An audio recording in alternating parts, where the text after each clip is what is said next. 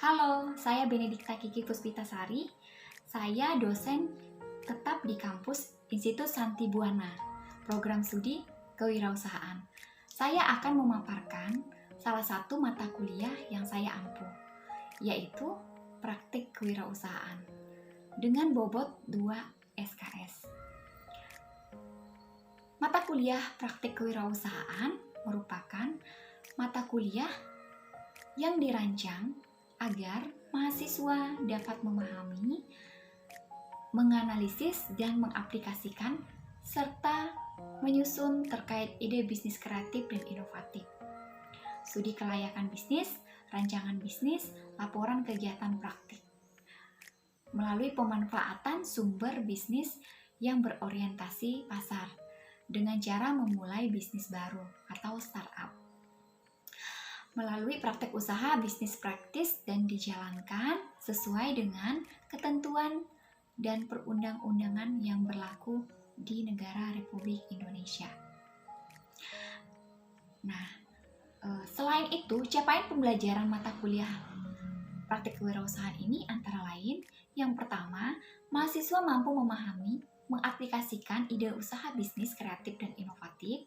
Kemudian yang kedua, mahasiswa mampu mengaplikasi, menyusun, menganalisis bisnis plan yang baik dan menyusun studi kelayakan bisnis.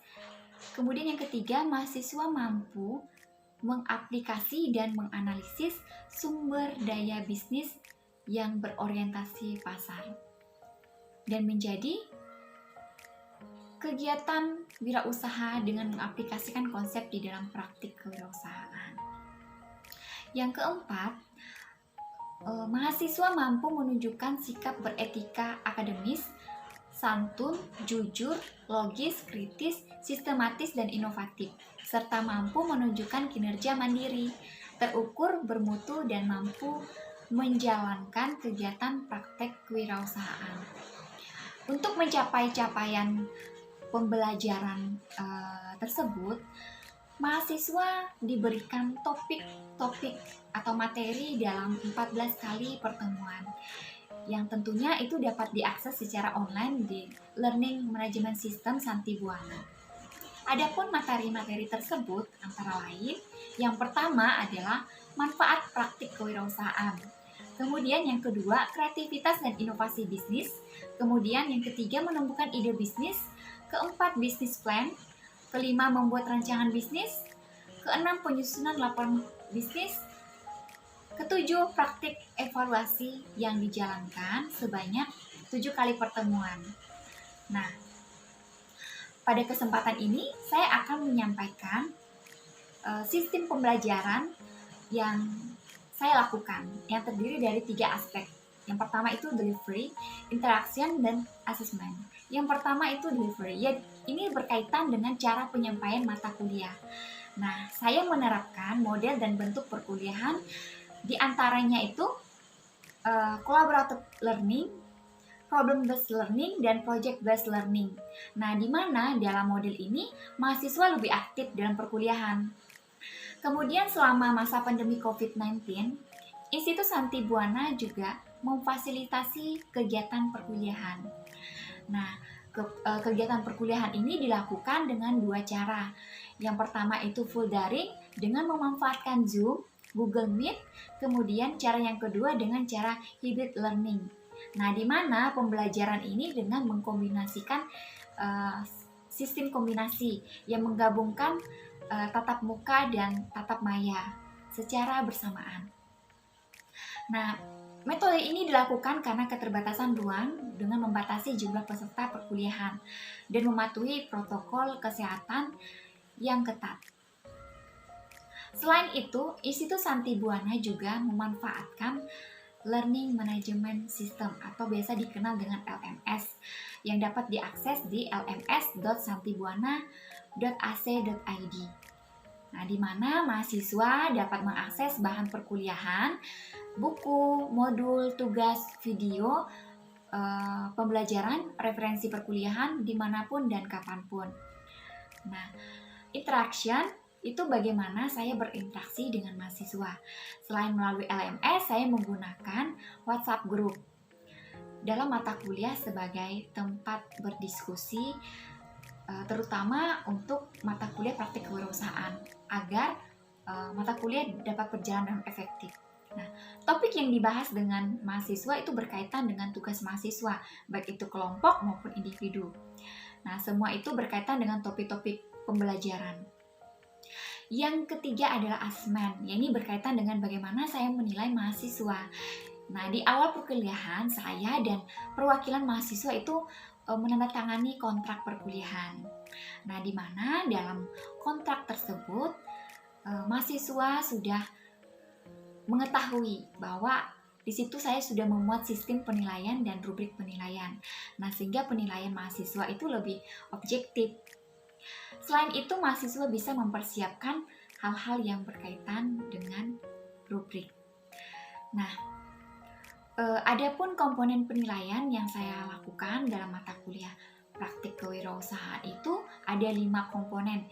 Yang pertama itu presensi 10%, kuis atau tugas itu 25%, sikap dan keaktifan itu 10%, UTS 25% dan UAS 30%. Nah, berikut ini adalah cuplikan video pembelajaran yang saya lakukan dalam mata kuliah praktik kewirausahaan. Sebelumnya, apa kabar kalian semuanya? Apa kabarnya? Baik. Sehat, Bu. Semangat ya. Semangat. Semangat, tetap semangat. Dan pastinya hari ini semua sehat-sehat ya. Oke. Semuanya hadir ya. Semuanya hadir dan pada hari ini kita akan membahas materi mengenai kreativitas inovasi. Saya share screen.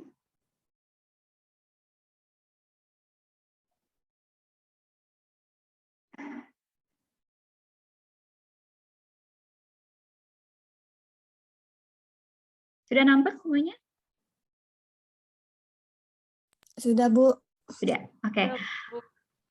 Tujuan pembelajaran mata kuliah ini yaitu yang pertama, mahasiswa mampu memahami, mengaplikasikan ide usaha, bisnis kreatif dan inovatif. Kemudian mahasiswa mampu menganalisis hubungan kreativitas terhadap ide bisnis. Kemudian yang ketiga, mahasiswa mampu menganalisis hubungan inovasi terhadap ide bisnis. Nah, kita masuk ke materinya. Ya. Kemudian di sini ada kreativitas dan inovasi bisnis. Apa yang ada dalam pikiran kalian ketika mendengar kata kreatif?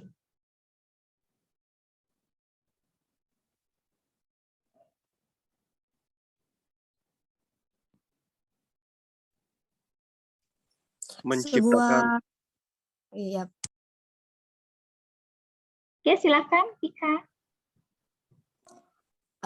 Sebuah ide yang diciptakan menjadi suatu benda atau produk yang dapat dipakai sesuai dengan kreatif yang kita miliki, Bu. Terima kasih.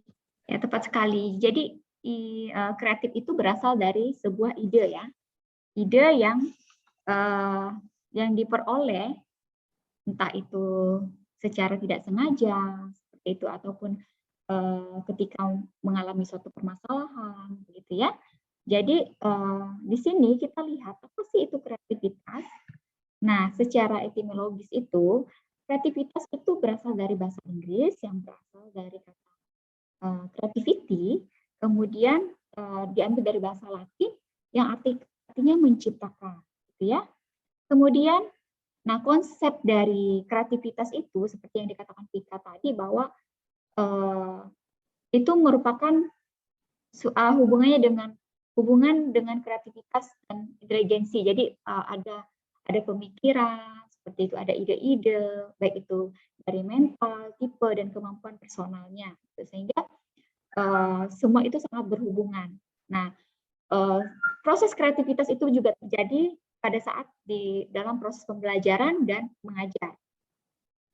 Kemudian pengertian kreativitas dipandang dari sudut psikologis. Jadi secara psikologis juga kreativitas itu merupakan suatu konsep proses mental dalam memunculkan ide-ide, baik itu ide yang ibaratnya konsep baru maupun ide-ide yang secara tidak langsung atau secara langsung itu kita peroleh dan kita aplikasikan. Seperti itu. Kemudian agar ide-ide baru atau konsep-konsep baru tersebut menjadi nilai nyata, maka ide-ide tersebut ditransformasikan dan diimplementasikan menjadi tindakan nyata. Jadi bukan hanya semacam pemikiran dari pemikiran saja, tapi ketika ide itu sudah muncul diaplikasikan atau diciptakan menjadi suatu produk. Dan salah satunya adalah ditransformasikan sehingga menjadi suatu produk yang berinovasi, seperti itu, ya. Kemudian di sini ada 5 unsur penting dalam kreativitas, ya. Yang pertama itu orisinal. Orisinal itu berhubungan dengan apa? Felni, bisa jawab? Original itu sesuatu yang memang gimana ya Bu ya, yang belum diapa-apakan gitu Bu. Masih murni ya, gitu ya? Ya masih murni. Ya masih. Jadi penciptaannya yang belum ada kemudian diperbaharui, seperti itu ya. Kemudian berimajinasi, ya. Ini juga berhubungan dengan proses berpikir tentang sesuatu hal yang baru. Kemudian ada inspirasi, gitu ya. Kemudian inspirasi ini bisa kita peroleh dari gambaran yang dapat divisualisasikan. Jadi boleh dari tulisan, boleh dari gambar, begitu ya. Kemudian kecerdikan. Nah, merupakan kemampuan seseorang dalam berpikir dan bertindak, begitu. Jadi itu hal-hal yang berkaitan dengan kreativitas. Kemudian bersifat penemuan. Nah, ini merupakan sesuatu hal yang baru yang kemudian sebelumnya belum ada, kini ibaratnya ada, begitu ya. Kemudian apa itu inovasi? Tadi kita membahas tentang kreativitas dan sekarang kita bahas inovasi. Inovasi itu apa sih, teman-teman? Ada yang tahu apa itu inovasi? Menambah nilai dari suatu produk.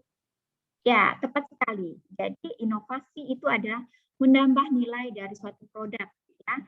Tadi kita bicara tentang kreativitas. Kreativitas itu merupakan ide yang dikembangkan sehingga menjadi produk, begitu kan? Kemudian memiliki nilai tambah, di mana nilai tambah inilah yang dimaksud dengan inovasi sendiri. Nah, inovasi itu berasal dari bahasa Inggris yang berasal dari kata innovation, kemudian diartikan menjadi suatu pembaharuan atau perubahan dari apa yang satu menjadi baru, begitu ya. Kemudian inovasi itu merupakan suatu tindakan yang bertujuan memperbaiki dan meningkatkan kinerja dari kualitas suatu produk atau kegiatan, gitu. Misalnya saya hubungkan dengan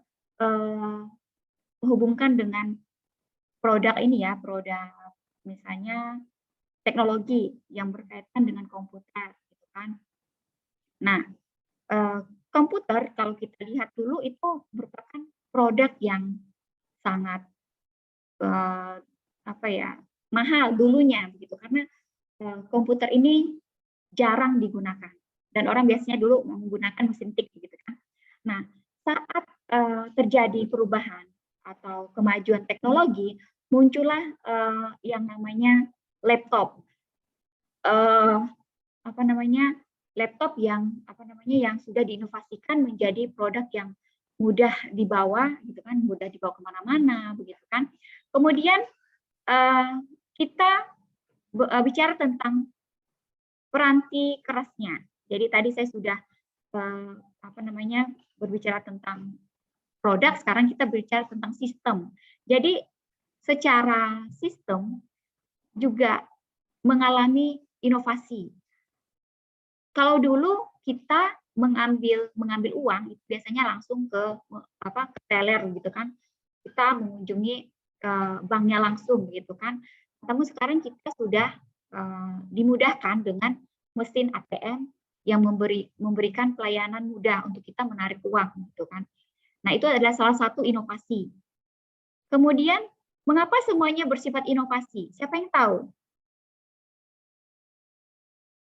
Mengapa semuanya bersifat inovasi? Ada yang tahu?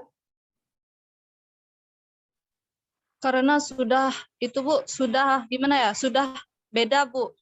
Kan dulunya kita tuh harus jauh-jauh ke bank, terus harus lama-lama ngantri, ambil nomor antrian, harus ngantri berjam-jam.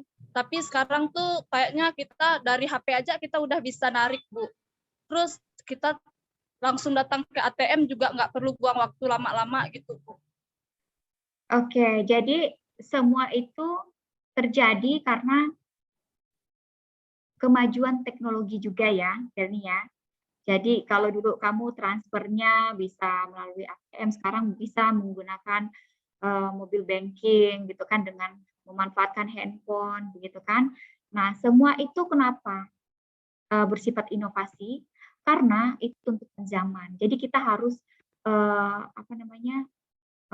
lebih baik dari sekarang gitu. Jadi segala sesuatunya harus diperbaiki dan diperbaharui gitu ya.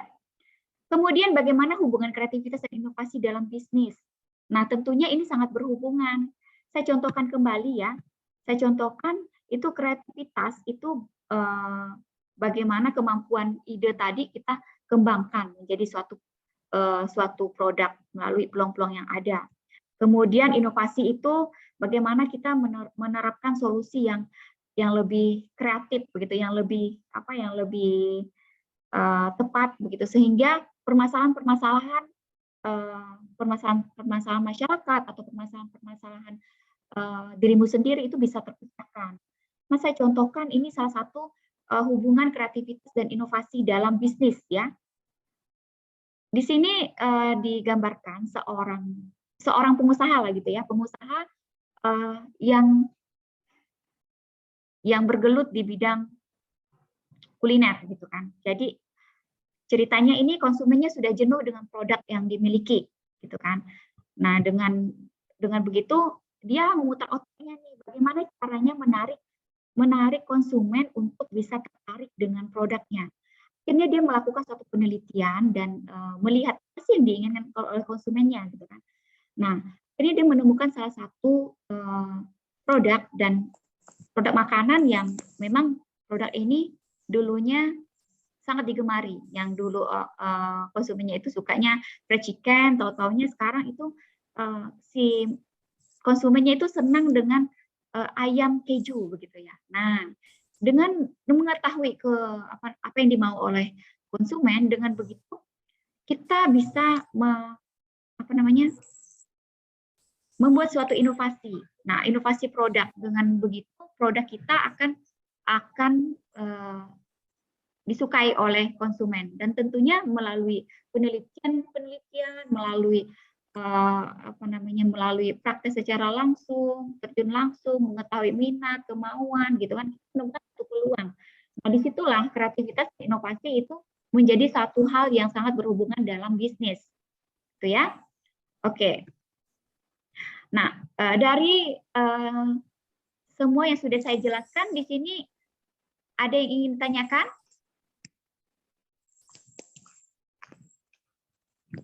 Tidak, Bu. Sudah jelas? Sudah Bu. Oke, Bu, sudah jelas. Iya. apakah kayak teh botol sosro itu ya Bu, itu termasuk inovasi juga kan ya Bu ya? Karena dulu kan teh botol sosro itu kan pakai botol kaca itu ya Bu ya, tapi sekarang tuh udah ada kemasan gelas, kemasan pakai kotak gitu Bu.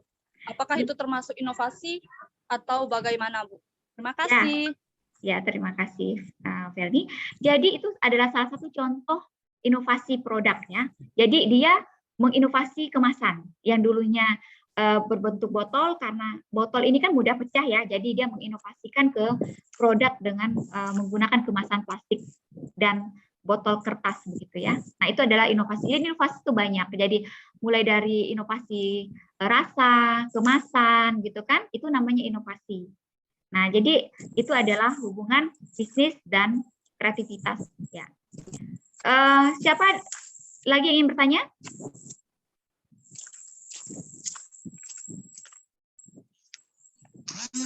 Jika tidak ada, mungkin ada yang bisa menyimpulkan apa yang menjadi materi kita pada pagi hari ini.